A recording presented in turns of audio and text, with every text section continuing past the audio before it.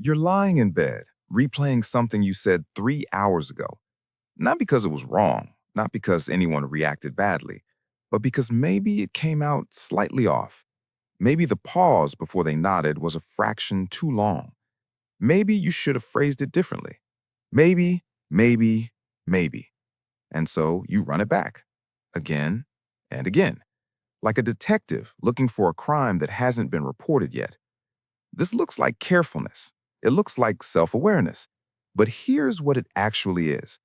It's your confidence quietly leaving the room while you weren't looking. Before we go any further, I want you to hear something important. You are not weak for doing this. You are not broken, neurotic, or too in your head. Your brain is doing exactly what it was trained to do. Scan for danger, anticipate rejection, protect you before something goes wrong. Overthinking isn't a character flaw. It's a coping mechanism that got promoted to a full-time job. And like most things the mind does, it made sense once, even if it doesn't anymore. Here's the first thing worth understanding. Overthinking rarely starts with big decisions. It starts with something small. A text you read twice, a compliment you couldn't quite accept, a moment where you hesitated to speak because you wanted to be sure, really sure, before you opened your mouth. Psychologists call this hypervigilance. It's the nervous system staying alert past the point of usefulness. For some people, it developed in childhood, in homes where saying the wrong thing had consequences. For others, it grew slowly through environments, schools, relationships, workplaces, where being wrong was treated as something to be ashamed of. The brain learned think more before you act, think longer, think harder, be certain. But certainty is expensive, and the brain, trying to protect you, starts charging a quiet tax on everything you do. That tax is called doubt. Now think about the last time you said something in a meeting or at a dinner or with a friend, and then immediately wondered if it landed right. That second guessing, that instant internal audit, it's not just anxiety, it's your brain running a threat assessment.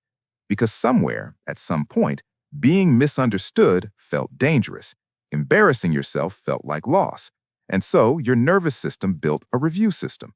Every output gets reviewed. Every interaction gets evaluated. Not to get better, but to stay safe. The cruel irony is this: the more you review, the less confident you feel. Not because you're actually doing things wrong, but because the act of constant review sends a message to your own brain: we are not sure we can trust ourselves. Confidence is essentially practiced trust in yourself, and overthinking is a slow erosion of exactly that. But here's the part nobody tells you. Overthinking doesn't feel like fear. It feels like responsibility. It feels like being thorough, like caring, like you're just being realistic while everyone else is being reckless. That framing makes it almost impossible to catch because it's disguised as a virtue. The person who overthinks before sending an email thinks they're being professional. The person who rehearses conversations thinks they're being considerate. The person who replays every interaction thinks they're learning from their mistakes. And in small doses, maybe they are. But past a certain point, what they're actually doing is building a case against themselves, collecting evidence that they can't quite get things right, that they need to check once more, that trust in their own instincts is premature. And that internal case, built slowly, quietly, across hundreds of ordinary moments, that is what steals confidence. There's a second layer here, and it runs deeper. Psychologists who study attachment patterns have noticed something consistent. People who grew up in environments where approval was unpredictable, where a parent's mood shifted without warning, where love felt conditional on performance, often develop a very particular relationship with uncertainty. They don't just dislike it, they feel it as a threat. So they overthink, not because they're indecisive, but because their nervous system learned early that uncertainty is where bad things happen. Thinking more feels like a way to reduce that uncertainty. If I analyze enough, I'll know. If I prepare enough, I'll be safe. If I understand every possible outcome, I won't be caught off guard. But the mind cannot think its way out of emotional fear. And so the loop continues. More thinking, more doubt, more reviewing.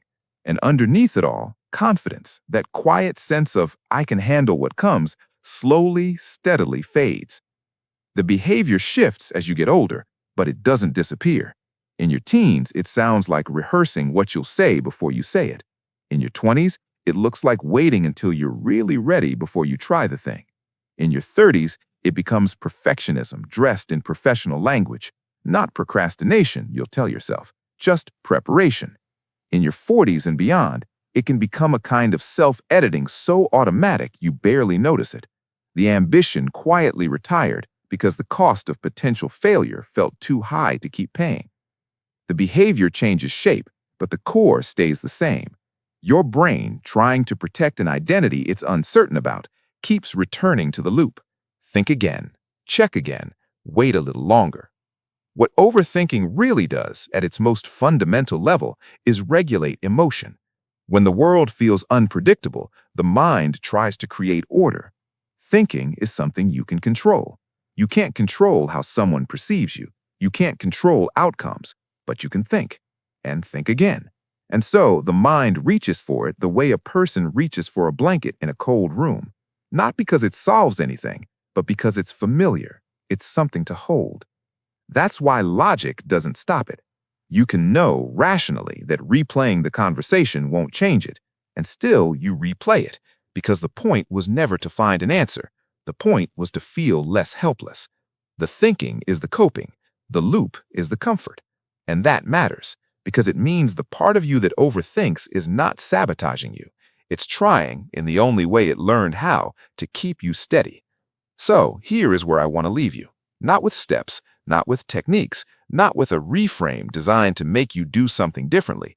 Just with this: the mind that overthinks is not a mind that is failing. It is a mind that learned somewhere along the way that thinking was how you stayed safe, that reviewing was how you earned your place, that certainty, if you could just reach it, was how you got to finally rest. You haven't been doing it wrong. You've been doing exactly what made sense given what you learned about the world. The overthinking, the second-guessing, the quiet erosion of confidence, none of it is evidence that something is broken inside you. It's evidence that you adapted, that you tried, that you cared deeply, maybe too deeply, about getting it right. And that, underneath all the loops and replays and midnight reviews, is not a flaw. It's just being human, trying to feel safe in a world that never promised you certainty. You were never too much. You were never broken. You were just thinking the only way you knew how. And if this felt a little too familiar, you're not alone. Understanding your mind is the first step to being kinder to it. Subscribe for more quiet psychology like this.